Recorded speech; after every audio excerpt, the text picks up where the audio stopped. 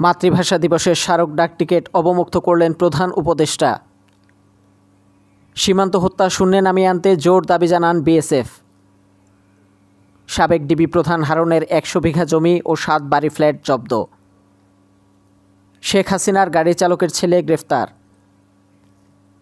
Channel পূর্ব বাংলা পত্রিকার শিরোনাম শুনলেন, এখন বিস্তারিত। ২১শে ফেব্রুয়ারি আন্তর্জাতিক মাতৃভাষা দিবস উপলক্ষে একটি স্মারক ডাক টিকিট, একটি উদ্বোধনী খাম ও একটি সিলমোহর অবমুক্ত করেছেন প্রধান উপদেষ্টা প্রফেসর ডক্টর মোহাম্মদ ইউনূস। বুধবার তেজগাঁওয়ের প্রধান উপদেষ্টার কার্যালয়ে এ স্মারক ডাক টিকিট অবমুক্ত করেন তিনি। এছাড়া একই সময়ে সপ্তম জাতীয় কমোডেকা ২০২৫ উদযাপন উপলক্ষে একটি স্মারক ডাক টিকিট, একটি উদ্বোধনী খাম ও একটি সিলমোহর অবমুক্ত করেন প্রধান উপদেষ্টা।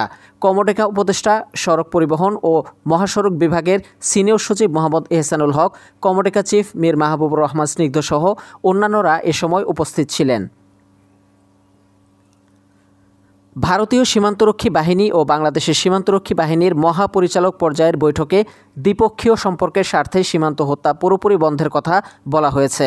বিজিবি বলছে, সীমান্তের অপরাধীদের ধরা হোক, প্রচলিত আইনে শাস্তি দেওয়া হোক, কিন্তু সীমান্ত লঙ্ঘন করেছে বলেই কাউকে গুলি করে মেরে ফেলা মোটেই মানবিক নয়। বাংলাদেশের কাছে বিষয়টি খুবই স্পর্শকাতর।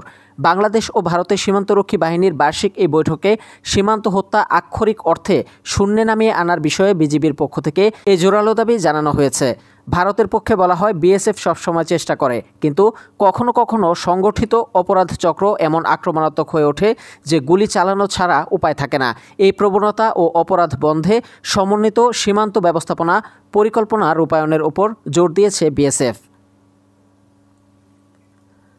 আলোচিত সাবেক ডিবি প্রধান হারুনুর রশিদের ১০০ বিঘা জমি, ৫টি বাড়ি ও ২টি ফ্ল্যাট জব্দ করার আদেশ দিয়েছে আদালত। এছাড়া তার নামে বিভিন্ন ব্যাংকে 10টি হিসাব অবরুদ্ধ করা হয়েছে। এসব হিসেবে হারুনের জমা রয়েছে ১,২৬,৯০,৪৬৮ টাকা।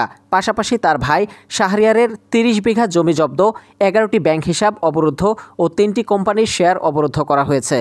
দুদকের সহকারী পরিচালক আমিনুল ইসলাম বলেন, দুদকের উপপরিচালক মোহাম্মদ জয়নাল আবেদিন পৃথক দুটি আবেদনে হারুন ও তার ভাইয়ের স্থাবর সম্পদ জব্দ ও অস্থাবর সম্পদ অবরুদ্ধ চেয়ে আবেদন করেন।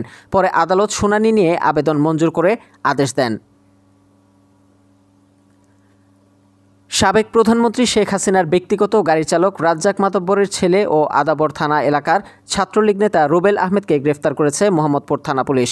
বুধবার দুপুরে বিষয়টি নিশ্চিত করেছেন অতিরিক্ত উপ পুলিশ কমিশনার জুয়েল রানা। এর আগে মঙ্গলবার দিবাগত রাতে মোহাম্মদপুর থানার মেট্রো হাউজিং এলাকায় অভিযান চালিয়ে তাকে গ্রেফতার করা হয়। এডিসি জুয়েল রানা বলেন, সাবেক প্রধানমন্ত্রীর ড্রাইভার রাজ্জাক মাতব্বরের ছেলে মোহাম্মদ রুবেল আহমেদকে গ্রেফতার করা হয়েছে। তার বিরুদ্ধে বিদেশে পলাতক নেতাদের নির্দেশে মোহাম্মদপুর এলাকায় আন্দোলন ও ধ্বংসাত্মক কাজ চালানোর চেষ্টার অভিযোগ রয়েছে। তার অপকর্মের বিভিন্ন তথ্য সামাজিক যোগাযোগ মাধ্যমে ছড়িয়ে পড়লে সে আত্মগোপন করে। আত্মগোপন অবস্থায় মোহাম্মদপুরের মেট্রো হাউজিং এলাকায় অভিযান চালিয়ে রুবেলকে গ্রেফতার করা হয়।